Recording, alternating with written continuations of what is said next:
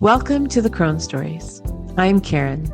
Each episode, I sit with a woman in the middle of her life, and she tells me what she's been through, the grief, the fracture, and the becoming on the other side. Then I shape what she gives me into a story, and I read it back. This is one of those stories. Hi, and welcome to the very first episode of the Crone Stories. I'm Karen, and I will be your host. People have already been asking about the name, and we will get there. Before the name, I want to tell you what this actually is and why I wanted to make it.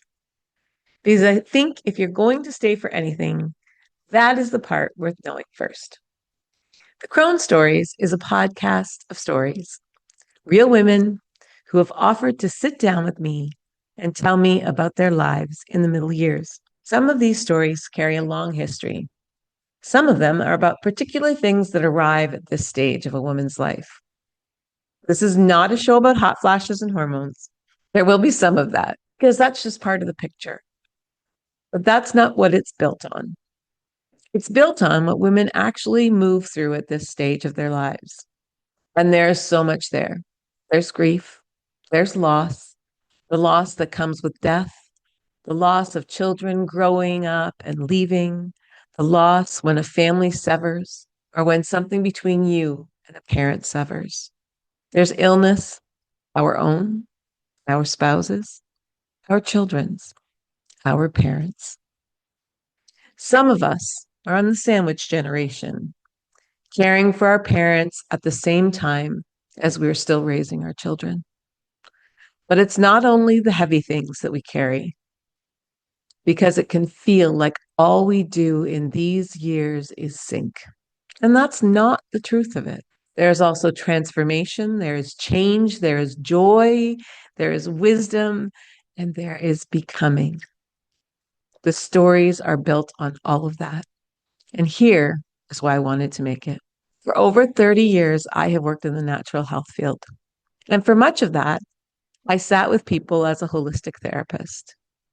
From the time I was 25, my clients were more often than not women in their later chapters of their lives. That's just who came to me. Even in my 20s, those were generally my clients. What I realized sitting with them year after year is that I had been given something rare, a front row seat. I would sit with one woman and hear what she was carrying, and then the next woman would come in carrying something similar. And I could say to her, I know someone who's been there. This is what she did. This is what got her through. And it was also useful for me. I was able to look at their lives, and when those situations would come up, I would feel a little less alone. Knowing that, I was able to hand more information to other women going through the same thing. I had been blessed my whole working life by the stories of women. I got to look at them and see what they were going through and how they came through it. For some of those years, I taught a second career program, women starting in the middle of their lives. And what I slowly came to notice is that the things that they had gone and done slowly became my own bucket list. I became a yoga instructor because of one of the women that I taught. I walked the Camino de Santiago because of someone who told me what they had done, and it sounded amazing. I did a 10-day Vipassana silent retreat because of another woman's explanation of how it changed her life. Their stories didn't just teach me, they shaped the life that I went out and lived. And that is not something we do anymore. We don't sit around a quilting circle. Sure, we have a book club, but generally there aren't very deep conversations. The real ones, woman to woman, those conversations are rare. So I wanted to give other women the blessing that I have had all along, to hear other women's stories, and somewhere inside of it to see themselves. And on the other side of that, for the woman telling the story, to hear her own life told back to her, and to see herself as the hero of it. Because so often we do not realize what something has taken out of us. We do not stop to recognize that we have actually been through something. And I believe that once you can honor that, once you can see the place you are standing in, you can begin to heal. And so can the people around you. Family can hear these stories and they get a perspective and a truth. Maybe only her truth, but it's the truth all the same. A perspective they may have never heard out loud. I knew from the beginning that I wanted these women to be real women, not media trained, not polished, not people who knew how to perform on a microphone. And because of that, it created a bit of a problem because most people, the moment you put a recorder in front of them and call it an interview, they get nervous. They freeze. They give you the tidy version. So I did it differently. I sit down with each woman privately and we have a conversation. I ask the questions. She tells me her life. Then I take what she gives and I shape it into a story. I bring it back to her and she approves it before anyone else ever hears it. Nothing airs that she has not read or said yes to. Then I tell her story here in my voice, and everyone is invited back to answer 3 questions I created in her own voice. I built it this way for a reason.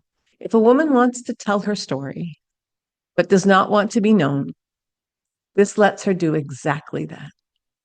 Her name, the details, anything she needs kept private can be kept private. The story still gets told. She still gets heard. Now the name, Crone Stories. When I was 25, I was at a ceremony, and the elder who ran the ceremony explained 3 archetypes, the maiden, the mother, and the crone. And I remember sitting there thinking, I want to be the crone. When do I get to be the crone? That's all I wanted to be, not the maiden, not even the mother, just the crone. In our Western culture, the word crone is not really known. And for the people that do know it, most of them picture a haggard old woman, someone to be a little afraid of, someone given very little respect and even less regard. That's not what the crone is. In many cultures and across so much of mythology, the crone is something else entirely. She is reverence. She is wisdom. She is grace. In many of those cultures, the older woman is not pushed to the edges. She's the leader. She's the one everyone goes to. We've lost that. And personally, I want to bring the word back. We're bringing the word crone back. I want the reverence to shine for every woman who is brave enough to bring her story here. And that is why I called it the Crone Stories. I want to be very clear about what I am here to do and what I am not. I am here to bear witness. I'm not here to judge. That's not my role in this world, and it sure as heck is not my role here. I'm also not here to tell anyone what they could have done better or different. That's not what this is. These women are letting their stories be heard and be witnessed. And my hope is that in some light, a story might be of use to someone else listening. So I will gently say this. This is not a place for, well, she should have, or she could have, or she should have done that or done this better. That's not why we're here. We are here to let the story be what it is, to witness it, and to hold space for the woman brave enough to share it. Let me walk you through what an episode is going to feel like, just so you know what you're settling into. There's 4 parts. First, I'll open with a bit of grounding, some context for the story. Maybe if the story is about grief or something else, I'll let you know some research behind grief, how many women are going through it. Just enough information to set the ground under the woman's story. Second, I read you her story. If you're watching on YouTube, You will see a quiet bit of scenery while I read, and then I'll come back on screen once the story's done. Third, you hear from the woman herself. Every guest is invited back to answer the same three questions. I ask her what it felt like to hear her own story told back to her. I ask her where she is right now, today in her life. And I ask her if there is a woman just 3 steps behind her on the same path, what would you want to say to her? And then I give her the chance to tell you about anything she's offering or building in her own life, because I am here to support and hold space for all endeavors. And if a woman would rather not come back to the microphone, she can answer those same 3 questions via email, and I will share them with you myself. Fourth, we will close with something that I am calling the sitting. A short, guided journey, about 5 minutes, where we simply sit together with what has been shared. I do not want us to hear a woman's whole life and then just get up and walk away from it. So we stay a moment. We let it land. We honor it. This may not be your usual podcast. It's not really a get in, get out kind of show. It's here for you to actually be with the story, with the woman who has told it, and with me. And when the sitting is done, that is where we will leave until the next time. Quick note on how the show will run. I've decided to make the show seasonal. So this first season is 11 episodes. It opens with this one and me. Then come 9 women, 9 stories. And then at the close of the season, it'll just be me again to gather it all up. For this first season, episodes will come out on Friday mornings every second week. I'm starting bi-weekly on purpose so I can hold the care this work needs. Time to receive each woman's story, shape it, read it, and produce it properly. Once I've found my rhythm, I may move to weekly. We shall see. And now, since you've stayed this long, let me tell you about who's talking. My name's Karen. I have been a serial entrepreneur for most of my life. I've been a real estate agent. I built a successful import-export business in eco-friendly products. I've been a wellness coach. And for over 30 years, I've worked in the natural health industry. I started out as an aromatherapist and reflexologist, then a Reiki practitioner and a meditation teacher. Over the years, I've done a lot of spiritual training, and most recently, I became a yoga instructor, a regenerative health practitioner, and a life coach. I am, by all accounts, a serial learner as well as an entrepreneur. I love to learn. If I had to name a gift, it's this. I'm a macro thinker. I tend to be able to get up above the quagmire of life, the thick of it, where everything feels tangled. I can usually bring a person up there with me to see that there's a bigger picture, to welcome it. That's the place I work from when I work with women. Outside of the Crone stories, I do work with women. There will be some workshops and retreats and some courses that I will tell you about all along the way. My greatest desire, the reason that I'm doing this, is the witnessing, the storytelling. That is the heart of it for me. As for the rest of me, I am the mother of 2 incredible adult children. I'm the grandmother to 2 beautiful little ones. I also have a daughter-in-law, and we have an amazing, easy relationship. I am blessed with friendships that have lasted more than 4 decades, and sisters I love dearly. We are all croning together. I know some of what these women are going to talk about from the inside. I lost my mother when my daughter was 3 years old, caught right in that sandwich. And I could not be as present at her dying as my 2 sisters were. I did what I could.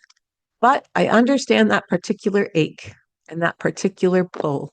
As for menopause, I am not all the way through the other side yet, but the hot flashes and the nightly sweats, the waking up at 3 in the morning, that part has mostly passed for me, except for the rare night. I have made peace with a few very stubborn chin hairs, seem to keep turning up to keep me company. So that's the show. And that's me. Well, at least part of me. You'll learn a little bit more as we go along. Before I tell you how to find me, I want to say something to these 9 women in particular. This first season exists because 9 women said yes before there was anything to say yes to. No episodes, no proof. Nothing but me telling them what I had hoped this could be. They let me sit with them, and they handed me their stories, and they trusted me to tell them back. I will not forget that they were the ones who went first.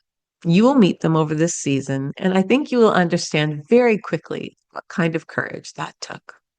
And if you are listening to this and somewhere inside you something is saying, I have a story, just like that, I want you to know that I'm already looking for the women of season 2.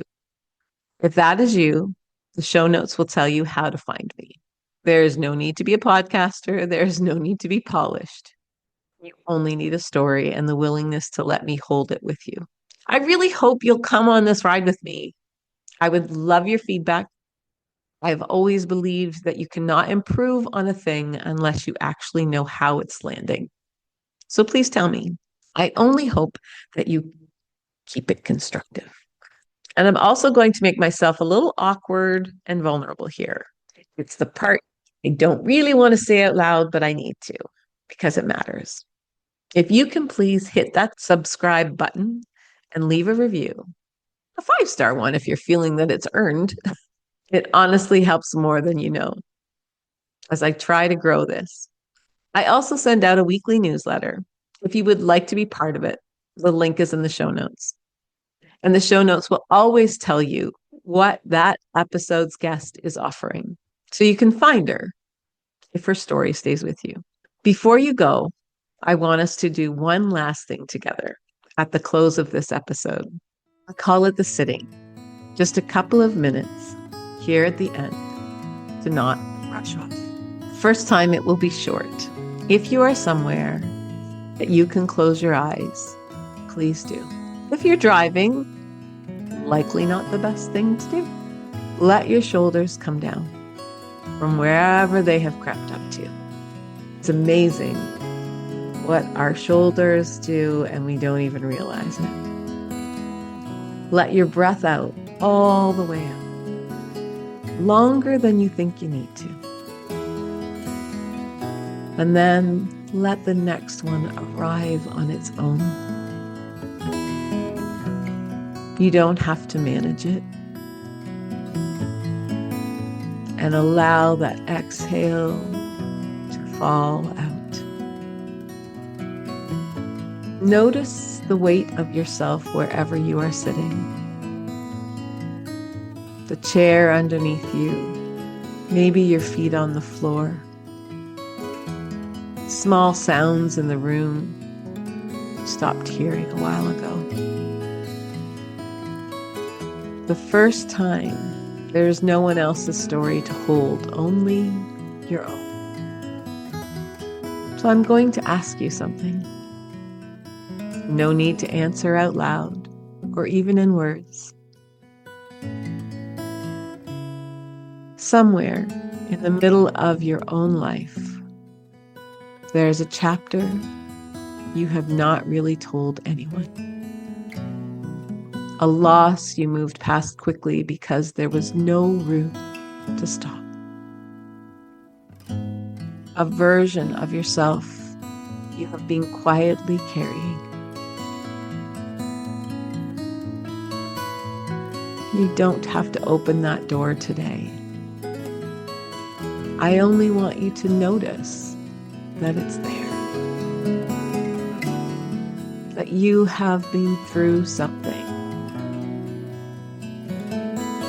That it took something out of you and you kept going anyway. That is the woman these stories are for. Her.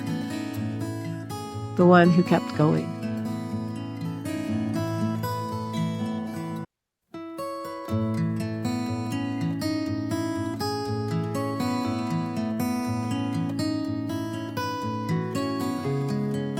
So over the next while, when another woman's story arrives, listen for the place where her story touches yours.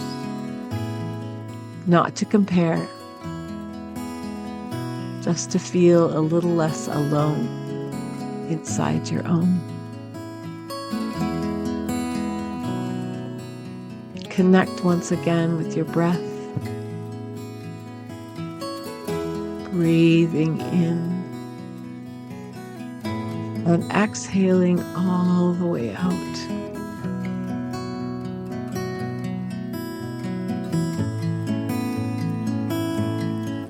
And breathing in, filling the belly, and exhaling all the way out.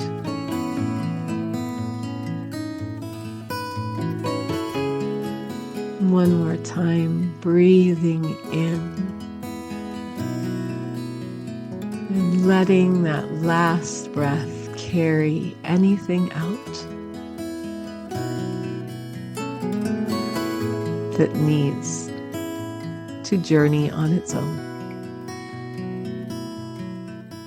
When you feel ready and comfortable, bring yourself back to the room.